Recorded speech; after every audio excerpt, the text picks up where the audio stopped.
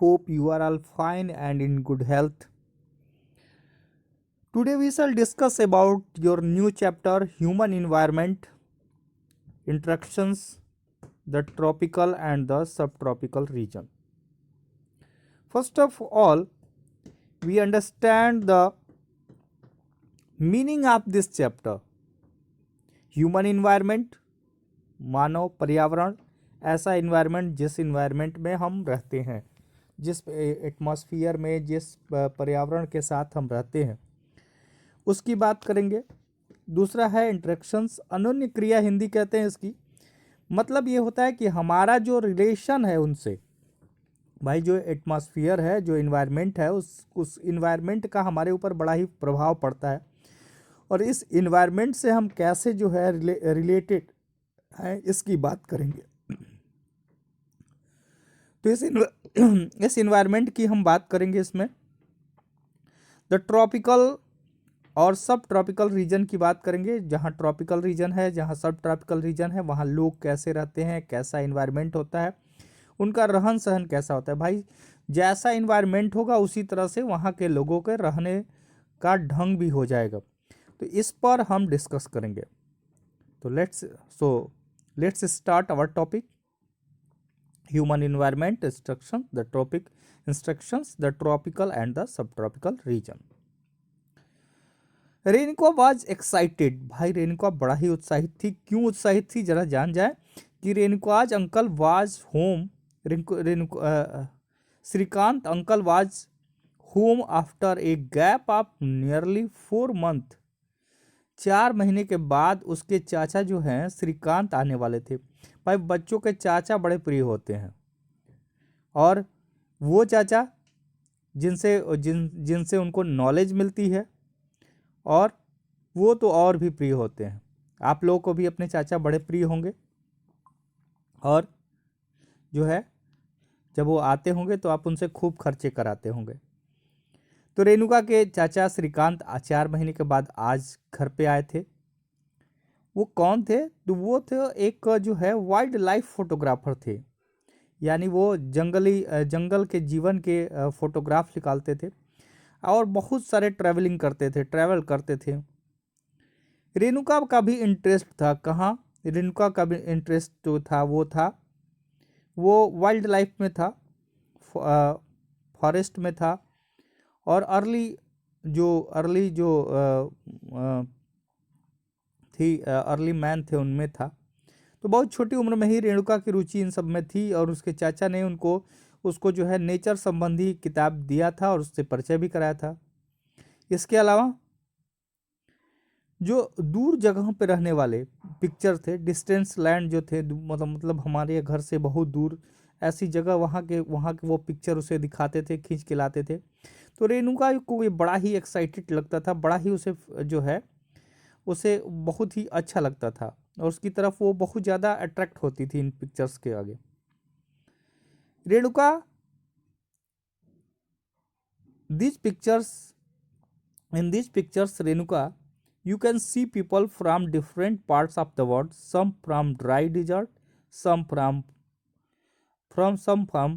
frozen lands and some from hot wet rain forest। Renuka, इन तस्वीरों में तुम विश्व के विभिन्न भागों के लोगों को देख सकती हो। कुछ लोग जो है रेगिस्तान में रहते हैं, कुछ लोग जो है बर्फ में रहते हैं, बर्फीले जगहों पर रहते हैं और कुछ लोग ऐसे रहते हैं जहाँ हमेशा जो है कभी गर्म रहता है और कभी नम होता है, वर्षा के वन होते हैं वो लोग, और ये सब अलग अलग दिखते हैं। उनको देखे तो सबकी जो है बेसिक जो नीड्स है वो सबकी बराबर ही है। भाई हम सबकी बेसिक नीड्स बराबर है। पहले तो हमको चाहिए भोजन, पानी, क्लॉथ और मकान, सबको ये चीज़ें चाहिए। तो श्रीकांत के चाचा ने ये बातें रेणुका से कही। वो कहते हैं कि their children do the some things as you probably do, play games, quarrel sometimes, and they make up, sing, dance and help the families with various things that need to be done। उनके बच्चे भी हम लोगों की तरह ही जो है खेलते हैं। और कभी कभी तो आपको भी मालूम होगा कि खेल खेल में कभी कभी तो लगी जाती है एक दो कंटाप एक दूसरे को, और झगड़ा भी हो जाता है। तो झगड़ा भी करते हैं, अपने आप में जो है समझौता भी कर लेते हैं, फिर दोस्ती हो जाती है। डांस भी करते हैं, गाते भी हैं, और अपने घरेलू काम में अपने परिवार की मदद भी करते हैं। लेकिन वो लोग नेचर के सबसे करीब रहते हैं, और जीवन की शुरुआत से ही वो नेचर नेचर को की देखभाल करना सीख जाते हैं।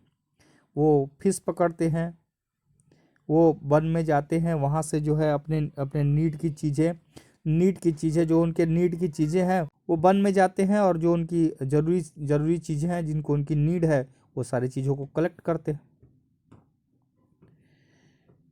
अब हम चलते हैं, यहाँ पर थोड़ा सा डिस्क्लेमर है कि in chapter 8, 9 and 10 you will learn about the life of people in the different natural region in the world. Chapter 8, 9 और 10 में हम लोग क्या पढ़ेंगे? लोगों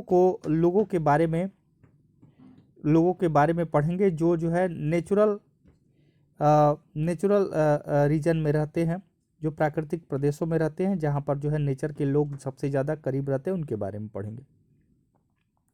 अगला आते हैं, life in the Amazon basin. भाई अमेजन बेसिन में लाइफ कैसा है?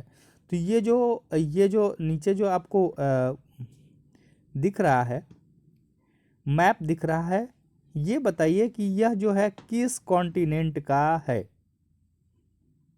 सोचिए, किस कॉन्टिनेंट का है? आपके दिमाग में आया? और दिमाग में आया तो कमेंट बॉक्स में लिखिए। यह जो पिक्चर दिख रहा है यह किस कॉन्टिनेंट का है?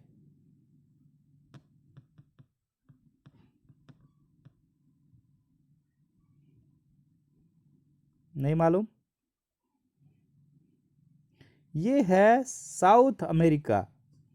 क्या है? South America. अगर अमेरिका के कॉन्टिनेंट को आप देखेंगे तो दो दिखेगा।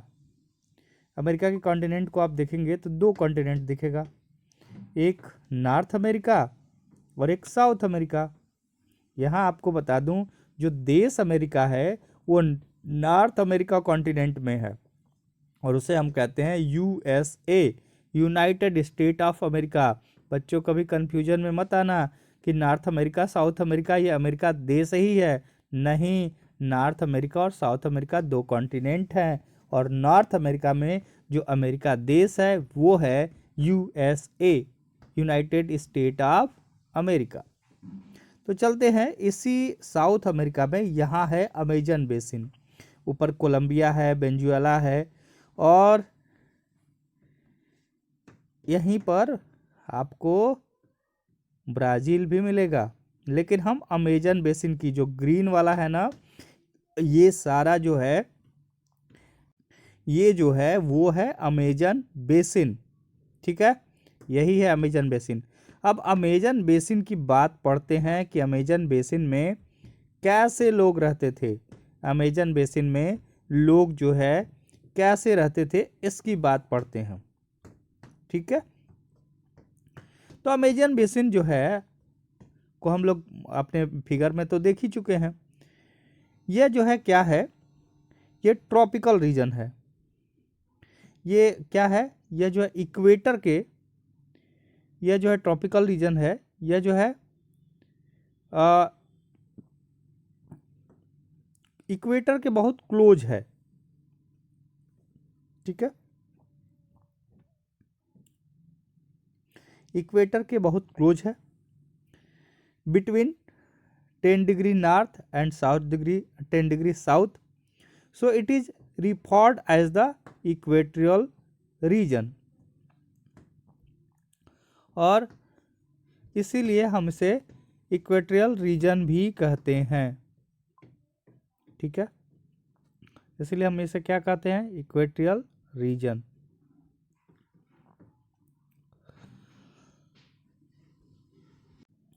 इसके बीच से एक नदी बहती है, रिवर बहती है, जिसको हम कहते हैं अमेजन नदी।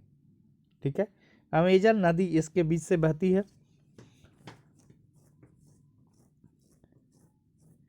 यह जो है वेस्ट से जो है निकलती है, पश्चिम से निकलती है और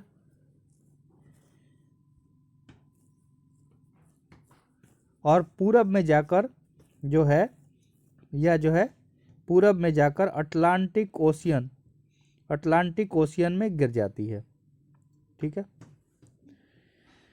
the place where a river flow into another body of water is called the river mouth. भाई रिवर माउथ किसे कहते हैं, ये पूछ देगा व्हाट इज रिवर माउथ, तो आप कहेंगे the place where a river flows into another body of water is called the river mouth. जिस स्थान पर कोई नदी किसी अन्य जल राशि से या किसी अन्य जो है उससे मिल जाती है, उस नदी को उसे जो है हम रिवर माउथ कहते हैं। Numerous tributaries join the Amazon river to from the Amazon basin. Amazon नदी में बहुत सारी सहायक नदियां जो है मिलकर अमेजन बेसिन बनाती हैं। ठीक है। जो ये नदी है वो ब्राजील के भाग में पड़ती है। The river basin drain portions of Brazil में पड़ती है। भाई ब्राजील का एक खिलाड़ी है, उसका नाम बहुत फेमस है फुटबॉल में, नाम बताइएगा कमेंट बॉक्स में। ब्राजील पार्ट ऑफ पेरू के कुछ भागों में पड़ती हैं, बोलिविया में पड़ती हैं, इक्वाडोर में पड़ती हैं, कोलंबिया तथा वेनेजुएला के छोटे भाग में यह नदी बहती है। ठीक है। अब हम आते हैं किस पे, क्लाइमेट पे। भाई यहाँ का क्लाइमेट कैसा है। ठीक है। तो हम जानते हैं कि अमेजन बेसिन जो है इक्वेटर के आसपास बहती है। ठीक है, आसपास है, इसलिए यहाँ पूरे साल जो है गर्म होता है, गर्मी रहती है और वेट क्लाइमेट होता है, चिपचिपा क्लाइमेट होता है, नम जलवायु होती है। यहाँ का जो मौसम होता है दिन और रात में लगभग दोनों ही समय लगभग समान रूप से गर्म ही होता है और वेट होता है, एटमॉस्फेयर होता है, इसलिए शरीर में चिपचिपाहट महसूस होती है। इस प्रदेश में लगभग प्रतिदिन वर्षा होती है, हर डे बारिश होगी और वह भी बिना किसी पूरी चेतावनी का अचानक से बारिश होनी शुरू हो जाती है। दिन का जो तापमान होता है वो जो है काफ़ी हाई होता है और रात के समय तापमान कम हो जाता है, लेकिन जो चिपचिपाहट है, ह्यूमिडिटी है, वो बनी रहती है। ये तो यहाँ की क्लाइमेट हो गई। अब हम आते हैं रेन फॉरेस्ट। तो रेन फॉरेस्ट को हम पढ़ेंगे अपने अगले वीडियो में। आई होप कि आपको ये चीज़ें पसंद आई होगी, समझ में आया होगा, लेकिन इससे पहले जाते जाते ये तो जान जाएं क्या कि डू यू नो क्या है। तो when Spanish explorer discovered the Amazon river, Spain के जो खोजकर्ता थे उन्होंने जो है जब इस नदी की खोज की तब जो है उन्होंने देखा कि कुछ ऐसे लोग हैं जो सिर पर एक जो है सुरक्षा टाइप का हेडगियर पहने थे और घास का स्कर्ट पहने हुए थे, और इन लोगों ने समझा कि ये कहाँ से आ गए, तो इन लोगों ने उन पर अटैक कर दिया और इसलिए उनको जो है इस प्राचीन उनको याद आया जब ये स्पेनिश लोगों को जब ये ऐसे हमला किए तो उनको जो है पहले जो है रोमन एक एम्पायर था, उसमें अमेजोन्स नामक जो है महिला योद्धा थी, वही अटैक इस तरह करती थी और इसी की उनको स्पेनिश को याद आ गई। हालांकि वो तो बेचारे आदिवासी थे, उनके पास उतने अधिकार नहीं थे, लेकिन स्पेनिश वालों के पास ज़्यादा हथियार थे और इसलिए तो वो हार ही गए। लेकिन स्पेनिश वालों को वो महिला योद्धाओं की याद आ गई और कि जो स्कर्ट पहनी है और सर पहिए रखी थी, तो वो रोमन साम्राज्य में थी और इसीलिए इसका नाम जो है उन लोगों ने वो अमेजन रख दिया, क्योंकि उनको अमेजोन्स कहा जाता था। ठीक है। दूसरा है ट्रिब्यूटरीज किसको कहते हैं। तो ये छोटी छोटी नदियां होती हैं जो मुख्य नदी से मिल जाती है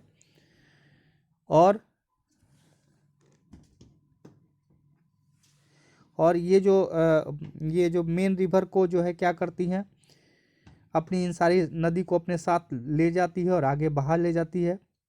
और इसलिए जो है ये जो है वह जो है उनका बेसिन हो जाता है और उसी में जो है जल इकट्ठा हो जाता है।